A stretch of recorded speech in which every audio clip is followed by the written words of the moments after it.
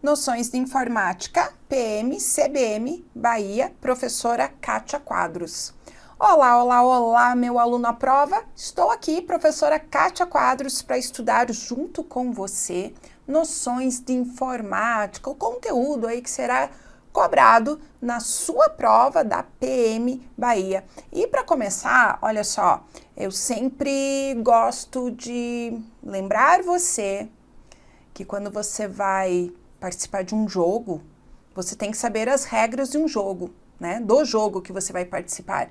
E quando você vai prestar uma prova de um concurso público, você também tem que saber essas regras. E essas regras, elas estão no edital. Então, eu pergunto para você, você já leu o edital? Eu não vou, claro, trazer todo o edital aqui para você. Você tem que imprimir ou não, depende de cada um. Tem gente que gosta de papel, né?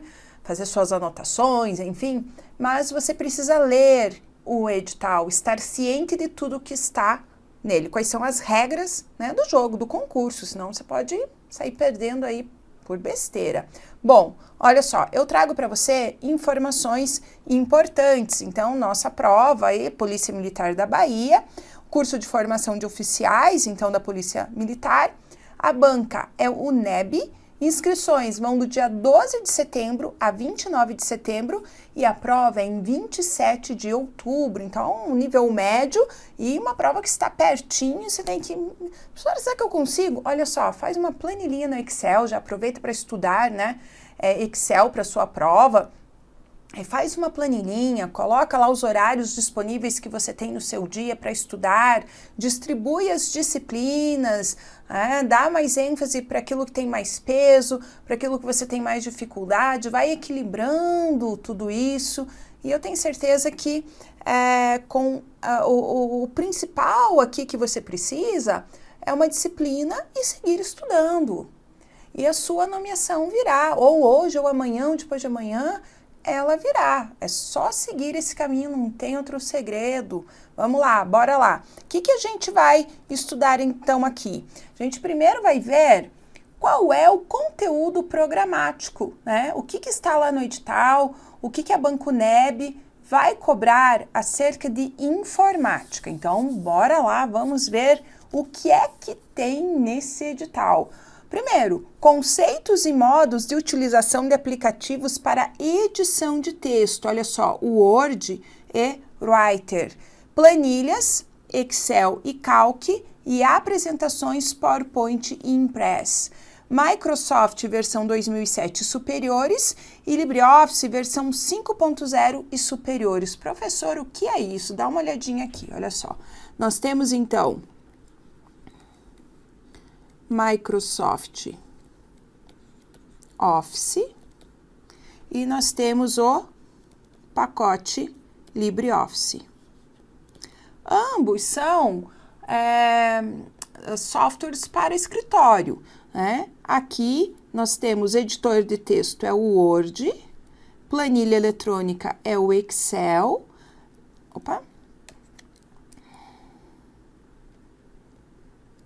Excel, e nós temos também a apresentação de slides, né? A apresentação de slides, então, PowerPoint. Sendo que aqui no LibreOffice, o editor de texto é o Writer, que equivale ao Word, né? A planilha eletrônica é o Calc, que equivale ao Excel, e a apresentação de slides, o Impress, então, que equivale ali ao PowerPoint. Quando ele fala em versão do Office, do Microsoft Office, versão 2007 em diante. Então, olha só, 2007, 2010, 2013, 2016. E já está chegando aí a versão 2019 também, mas que ainda não está sendo cobrada em provas. Então, creio que não há muita preocupação quanto a isso. Olha só. Professora, como que eu vou estudar todas essas versões? Se você estudar a versão 2007, aí a gente tem novidades na 2010, novidades na 2013, novidades na 2016. Ou seja, qualquer uma das versões que você tem instalado no seu computador, você só tem que ver o que mudou de uma versão para outra, que é pouquinha coisa. né? Pouca coisa. Então, a maior parte das ferramentas são as mesmas nas 4 versões. Aqui, ele está pedindo para você estudar versão 5.0 ou superior. Então, a gente tem a versão, por exemplo, 6.2.3, você pode ir até o site do LibreOffice, como professora digita lá no Google, LibreOffice Download, vai lá e baixa a versão 6.2.3, porque ela tem inclusive abas, né? Se ele cobrar alguma coisa assim mais recente, essa seria uma versão interessante, boa para você estudar, ok? Também muda pouquinho uma versão para outra. Mas se você pegar a 6.3 em diante, tem uma versão só superior a 6.2.3, você já tem lá também essa partezinha das abas, ok? Se por acaso você não conseguir baixar o LibreOffice, manda um e-mail para mim, fala que você é aluno do Aprova, que você precisa do LibreOffice, que eu auxilio você. Mas você tem que ter instalado uma versão do Microsoft Office, né? E uma versão do LibreOffice para você estudar direitinho para sua prova. Você precisa disso, ok? Então, isso vai te ajudar bastante. Professora, não tenho nem computador, não tenho como comprar computador. Se você conseguir ir numa lan house estudar, conforme você puder lá, ótimo. Se você não puder também, estuda pelo material, né? Só que se você tem a prática, te ajuda muito mais. Você praticar algo que, claro, você vai precisar ali da teoria, porque não tem computador na prova, mas a prática te ajuda a memorizar a teoria, ok? Então, aí fica muito mais fácil para você. Bom, o que mais que a gente tem aqui? Sistemas operacionais, o Windows 7, o Windows 10 e Linux. Também, quando se trata de Windows, olha só, 7 e 10, nós temos os conceitos básicos, que aí 90% são conceitos básicos, do sistema operacional, e aí a gente tem as novidades ali do Windows 10, alguma coisa que tinha no 7 não tem mais no 10, e que aí você tem que estudar isso também, ok? E quando se trata do sistema operacional Linux, as bancas costumam cobrar bastante os comandinhos lá, cd, cp, mv, mkdir, são vários os comandinhos do Linux, e os diretórios, /home, /etc, /dev, né? Esses diretórios, ok? É o que mais cai, não que os outros assuntos que a gente estuda lá no curso extensivo não caiam. Cai também, mas mais comandinho e diretório, ok? E comandinho e diretório é uma coisa assim que, putz, não é muito gostoso de estudar, né? Eu sei, eu concordo com você, ele é chato de estudar. Então, estuda muito por questões, tá? O NEB não tem questões aí dos últimos anos, então pode estudar por outras bancas, né? IBFC, AOCP, própria FCC, questões aí de múltipla escolha, filtra lá Linux e manda ver, estuda os comandinhos, aí você vai perceber quais são os comandinhos que mais caem em prova, ok? Item 3, organização e gerenciamento de informações, arquivos, pastas e programas. Então, aqui entra, né, em sistema operacional. Eu acho desnecessário quando está no edital sistema operacional e organização de arquivos e pastas, porque isso já faz parte do sistema operacional. O sistema operacional, ele tem como função gerenciar processos que são os... já vai estudando isso, olha só, isso pode cair em prova. O sistema operacional tem como função gerenciar, então, processos que são os softwares em execução, né? Ou seja, um software aberto, o Word, o Excel, um joguinho, um navegador. Estando aberto é um processo. Então, o sistema operacional gerencia processos, memórias, gerencia dispositivos que são os hardwares, né? Os periféricos que a gente vai estudar nessa aula aqui. E gerencia também arquivos e pastas através do gerenciador de arquivos. Então, por isso, como é função, né, tá lá no conceito de sistema operacional gerenciar arquivos e pastas, é bem desnecessário. Se eu tenho sistema operacional no meu edital, Tem que estudar gerenciamento de arquivos e pastas. Mas, enfim, está aqui. 4. Atalhos de teclado, ícones, área de trabalho e lixeira. Também isso aqui tudo, gente, desnecessário, porque isso aqui tudo já faz parte do sistema operacional. Ele vai cobrar isso, claro, em relação ao Windows 7 ou Windows 10. A gente vai, nessa aula aqui, falar um bocado sobre esses itens que são bem importantes para você, ok? Item 5, conceitos básicos e modos de utilização de tecnologias, ferramentas, aplicativos e procedimentos associados à internet e à intranet. Aqui entram os navegadores, então lá, Internet Explorer, que mais? Me ajuda aí, Google Chrome, Mozilla Firefox, né? Os protocolos, a gente vai falar de protocolos aqui nessa aula, HTTP, FTP, IP, enfim, os protocolos, então, tudo aí, os conceitos ligados à internet e intranet. Correio eletrônico, então, como ele está cobrando Microsoft Office, além dos conceitos, é bom estudar o Outlook. Computação em nuvem, além dos conceitos, os tipos, né, que caem lá, então você deve estudar o que é IaaS, PaaS, SaaS, né? O que é nuvem, os tipos de nuvem, que a gente fala também sobre isso lá no extensivo, né? Certificação e assinatura digital, segurança da informação, isso aqui está dentro, né, de segurança da informação. A gente vê quando a banca ela é pequena, o edital ele não sai tão estruturado como as bancas grandes, porque se ele coloca só a segurança da informação, a gente já tem que estudar certificado digital e assinatura digital, mas melhor que ele, né, especifique, melhor, tanto melhor. A gente sabe que você vai ter que dar uma boa atenção para esses assuntos aqui também, ok?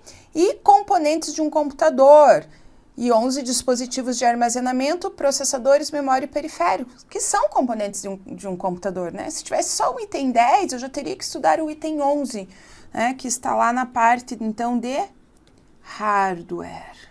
Então, aqui, como nós temos 4 aulinhas, né, de dicas, então, daquilo que mais cai, aquilo que mais é cobrado, a gente não tem como ver tudo isso aqui, você tem que estudar o curso extensivo para você ver tudo isso aqui. Tem muita coisa importante que a gente não vai conseguir falar aqui, e eu quero, serão 3, eu tenho que explicar o edital para você, para dar um norte, né, do que você estudar ali, explicar as versões, tudo isso é muito importante. Falar sobre o conteúdo programático é muito importante para começar a estudar, e aí que você vê que o professor também, ele olhou para o teu edital e sabe o que você tem que estudar, porque um edital muda, né, de um concurso para o outro, nem sempre é o mesmo. O conteúdo de informática ele vai mudar de um concurso para o outro. Pode não mudar, mas pode mudar. Então, a gente sempre tem que olhar o conteúdo do edital. E uma aula, a gente vai resolver questões, estudar questões, né, aí de concursos públicos, ok? Então, começando aqui, nós vamos começar falando sobre o item que fala lá de internet, né, que está no edital que a gente acabou de ver. Então, aqui, olha só, nós estamos falando dos protocolos. E o que são os protocolos? São regras de comunicação. São regras de comunicação para que os dispositivos, ou seja, os hardwares, né, eles consigam conversar entre si, né, senão eles não falam ali a mesma língua, ok? Então, eu preciso dos protocolos. Presta atenção numa coisa bem importante. Existem muitos protocolos. E o examinador, muitas vezes, ele fala assim, esse protocolo é para internet, aquele é para intranet. Não, presta atenção. Todos os protocolos são protocolos de rede, comunicação entre os dispositivos em rede. Então, são os mesmos protocolos para qualquer tipo de rede, seja internet, seja intranet, seja extranet, não importa, os protocolos são os mesmos. Então, eles mudam conforme o serviço, mas eles são os mesmos, ok? certo? Então, nós vamos ver alguns protocolos que são os mais cobrados em prova, assim, caem bastante, que estão aqui, olha só, o HTTP, o HTTPS, o FTP e o IP. Então, vamos começar falando aqui do protocolo HTTP. Olha só, protocolo de transferência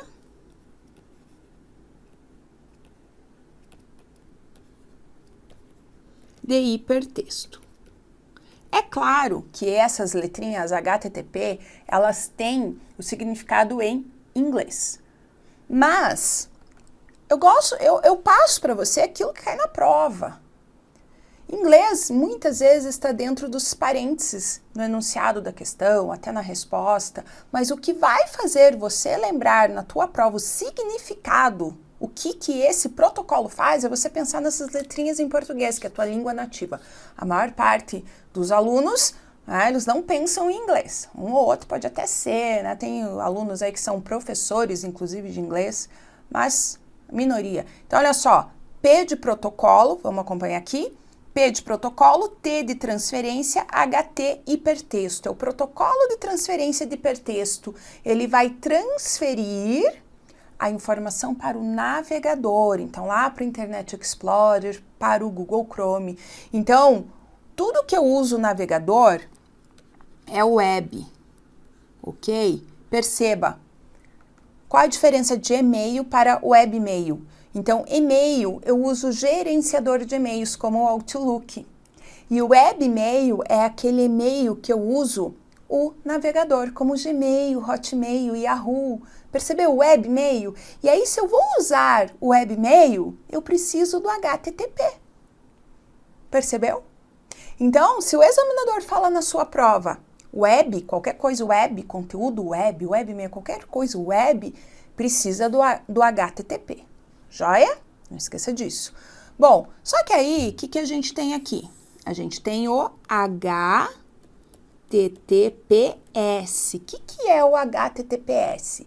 Ele é a junção, olha só, do HTTP mais SSL ou TLS. Então, esse S que eu tenho aqui, ele equivale ao SSL ou TLS. O SSL ou TLS são protocolos de segurança de criptografia, ok? Então, protocolos de segurança de criptografia. HTTPS é a junção de HTTP, esse HTTP que a gente estudou aqui, mais SSL e o TLS. Qual que é a diferença, professor, SSL e o TLS? Olha só, o TLS ele é mais seguro do que, mais moderno e mais seguro do que o SSL. Mas em prova ainda cai mais o SSL. Então, quando eu tenho HTTPS,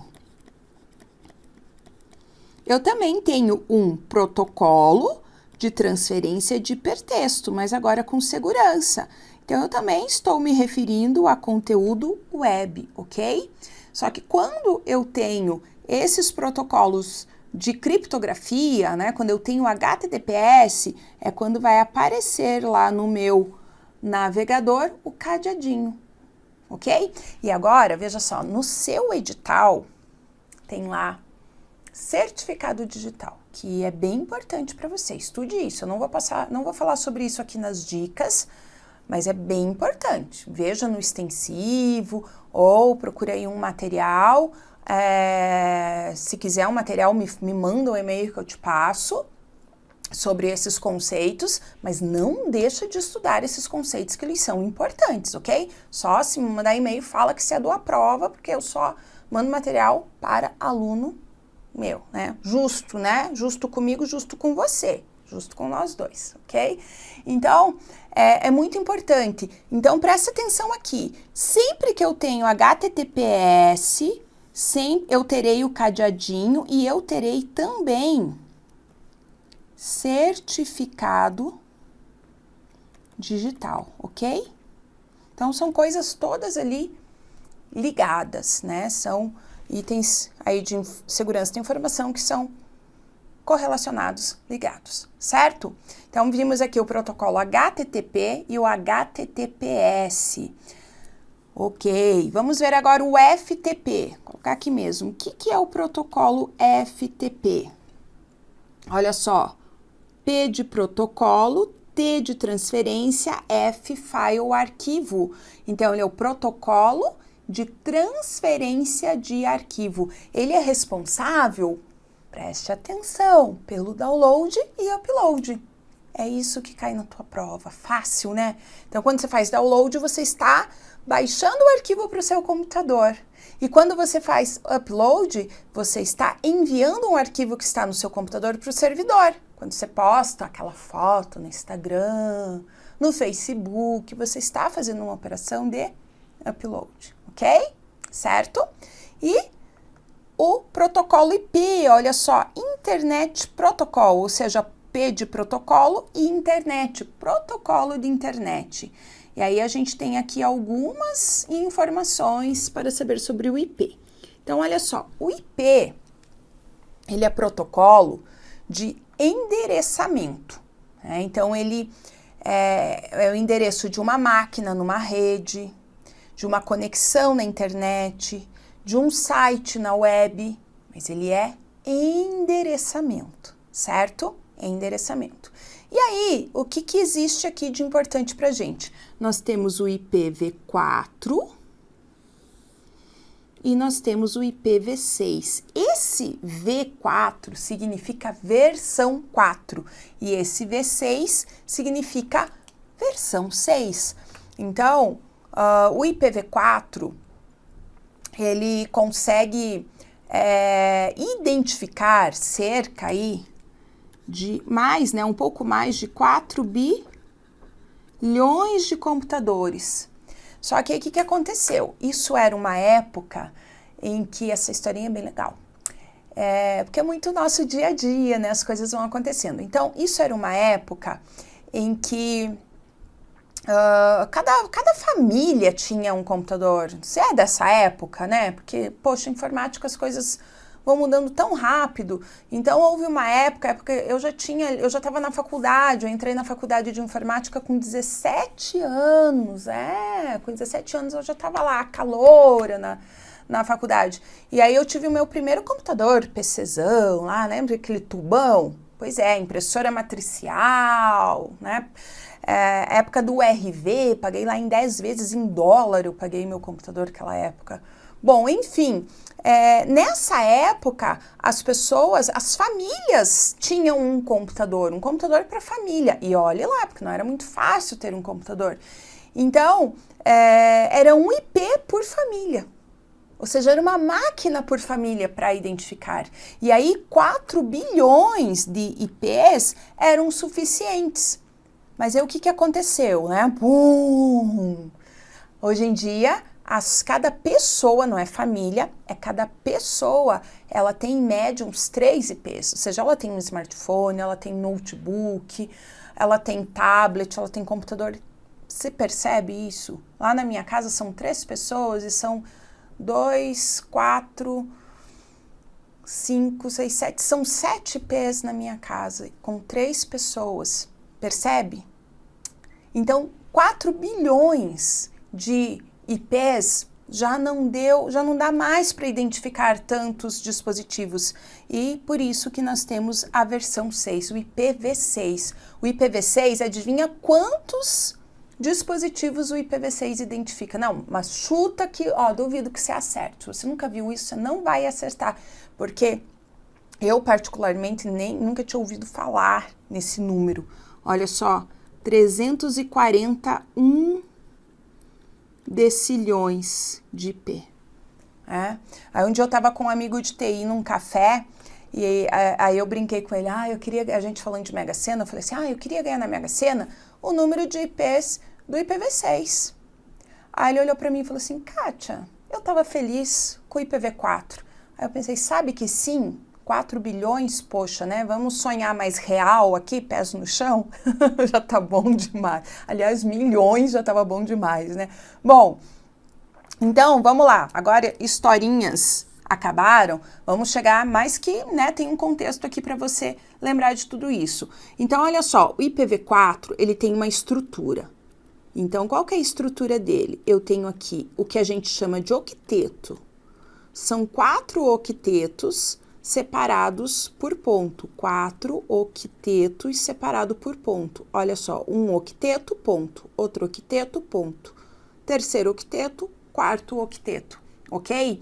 E esses octetos, eles vão sempre de 0 até 255. Então, se eu tiver um exemplo assim na prova, aqui ao invés de 200, eu tivesse aqui 285, é um IP inválido. Por quê? Só pode ir de 0 a 255 cada octeto. Vamos arrumar então isso aqui, ok? Certo? Bom, esses octetos, eles somam, então, né, todo o IP, eles somam aqui 32 bits, ok? 32 bits. E o IPv6? Bom, presta atenção, o IPv6, ele usa o que a gente chama de tabela hexadecimal. Você não precisa saber muito dessa tabela, mas o nome dela é bom você saber, tá? Então, essa tabelinha, ela tem números de 0 até 9 e letras de A até F. É como se fosse, ele quer representar o número 10 com A, 11 com B, por quê? Porque ele quer algarismos de um número só, né? Números, por exemplo, o 10 tem 1 e o 0, ele representa o 10 com a letra A, ok? Então, 0 até F. E ele tem até 8 octetos. Então, eu tenho lá, olha só, A, B, 1, 2, 2 pontos. 0, 1, 2, B, 2 pontos. São octetos, olha só, até 8 octetos separados sempre por 2 pontos, ok? Sempre por 2 pontos, então é diferente do IPv6. E aqui a gente tem até 8 octetos, no IPv4 a gente tem 4 octetos, certo? Bom, eu posso ter assim também, olha só. Tá vendo aqui?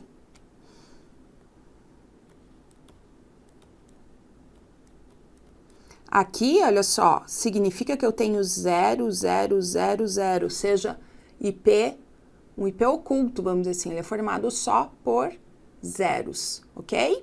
E esses 8 octetos, eles têm 128 bits.